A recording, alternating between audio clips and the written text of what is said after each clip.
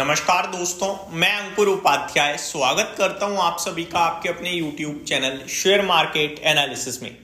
दोस्तों यहां पे आप सभी के साथ बात करने वाला हूं वेदांता के स्टॉक के बारे में। एक शानदार कंपनी, एक बेहतरीन स्टॉक जिसने अपने इन्वेस्टर्स की एक्चुअल लेवल पे वेल्थ बनाने का काम किया है। दोस्तों वेदांता ने न केवल प्राइस एप्रिसिएशन दिखाया बल्कि डिविडेंड भी अपने इन्वेस्टर्स को टाइम टू टाइम दिया है। दोस्तों डिविडेंड बहुत ज्यादा जरूरी हो जाता है एक इन्वेस्टर के लिए। अब देखो मैं एक एग्जांपल देना चाहता हूं। मान के चलो आपने किसी कंपनी के शेयर्स खरीदे और अब आपको फंड्स की जरूरत है, शेयर बढ़ गया, लेकिन अगर आपको पैसे की जरूरत है तो आपको शेयर्स बेचने पड़ेंगे। अगर वही कंपनी आपको टाइमली डिविडेंड दे दे तो आपको शेयर्स भी बेचने की जरूरत नहीं पड़ेगी, फंड हाथ में आ जाएगा। ऐसी भी मार्केट में कुछ कंपनियां हैं जो इतनी तेज, इतनी चालाक बनती हैं कि शेयर के प्राइस को तो बिल्कुल नहीं बढ़ाती लेकिन भर भर के डिविडेंड दे देती हैं। अब क्या होता है, जो उन कंपनीज के शेयर होल्ड कर रहे हैं उनको पैसा तो मिल गया एज अ डिविडेंड। शेयर का प्राइस एप्रिसिएशन मिले ना मिले उन्हें क्या फर्क पड़ता है, उनको तो पैसा आ गया घर पे। अगर उन्हें शेयर का प्राइस एप्रिसिएशन चाहिए मतलब तो डिविडेंड छोड़ना पड़ेगा, डिविडेंड छोड़ेंगे, प्राइस एप्रिसिएशन आएगा, शेयर्स को बेचना पड़ेगा, तब प्रॉफिट बनेगा। वो शेयर्स को कभी बेचते ही नहीं है क्योंकि उन्हें डिविडेंड आता रहता है। और इसमें एक सबसे बड़ा नाम तो टपारिया टूल्स का है, आप सभी को पता ही है। सारे के सारे शेयर प्रमोटर एंड फैमिली लेके बैठी हुई है। अब वो शेयर्स को कभी बढ़ने नहीं देते, खुद शेयर्स बेचते नहीं है, किसी और के पास पहुंचते नहीं है, खुद ही कंपनी चला रहे हैं, अच्छा बिजनेस कर रहे हैं, बढ़िया डिविडेंड दे देते हैं, अपने पास पैसा ले लेते हैं।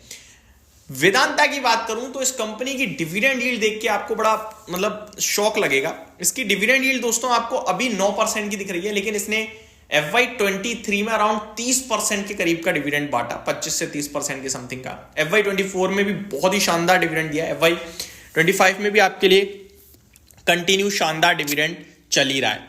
दोस्तों इस कंपनी की बोर्ड मीटिंग है कल, एक और बार डिविडेंड को लेकर, और इस बार 4th इंटर्म डिविडेंड आने वाला है। कितना डिविडेंड आएगा कितना नहीं वो तो हम सभी को कल ही पता चलेगा।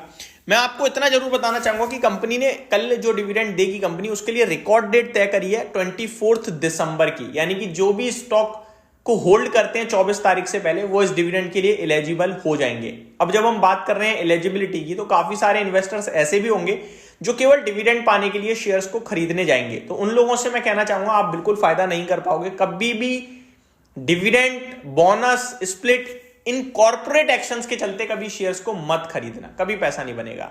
ये कॉर्पोरेट एक्शंस होते हैं, लॉन्ग टर्म इन्वेस्टमेंट में काम आते हैं। ये केवल कॉर्पोरेट एक्शन के चलते लाओ मैं खरीद के पैसा बना लूं, वो पॉसिबल ही नहीं है। फॉर एन एग्जांपल, आप मान के चलो 24 तारीख इसके लिए रिकॉर्ड डेट है, 23 तारीख को शेयर्स को खरीद लेते हो और डिविडेंड के लिए एलिजिबल हो जाते हो। 24 तारीख को शेयर का प्राइस घट जाएगा जितना डिविडेंड आपको मिलना है, ऊपर से जो डिविडेंड आपको मिलेगा उस पर टीडीएस कट जाएगा। तो अब आप ये सोचो कि आपको जो डिविडेंड मिल रहा है उस पर तो 10% का टीडीएस भी कट गया और शेयर का प्राइस डायरेक्टली उतना घट चुका है, तो आपको तो लॉस ही हो गया ना। इसलिए कभी भी मत खरीदना डिविडेंड के चलते, ठीक है जी। लेकिन अगर आप एक लॉन्ग टर्म इन्वेस्टर हो तो शेयर जब घटे तब लो।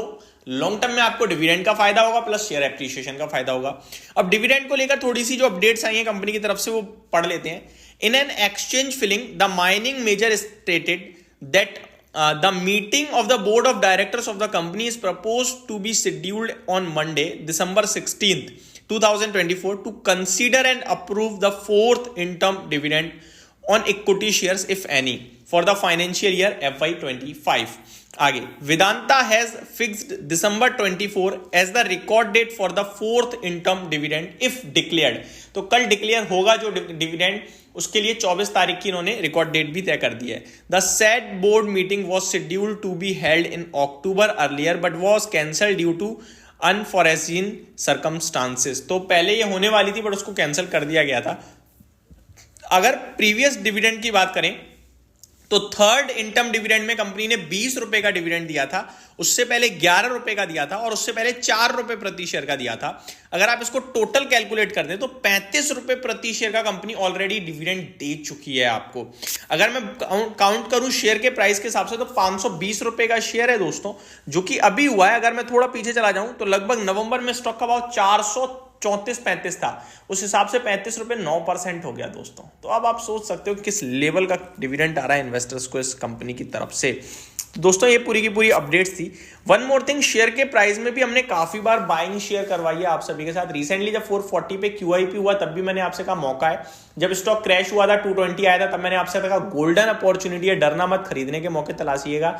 अनिल अग्रवाल जी की ये कंपनी बहुत ही शानदार है। इनफैक्ट उस समय इतना माहौल बिगड़ गया था कि अनिल अग्रवाल जी का खुद का इंटरव्यू आया था एक बिजनेस चैनल पर और उन्होंने कहा था हमारे साथ जो भी जुड़ा है उसने पैसा बनाया ही है और डेट हम शुरू से लेते आए हैं, टाइमली चुकाते भी आए हैं, ये हमारे बिजनेस का पार्ट है।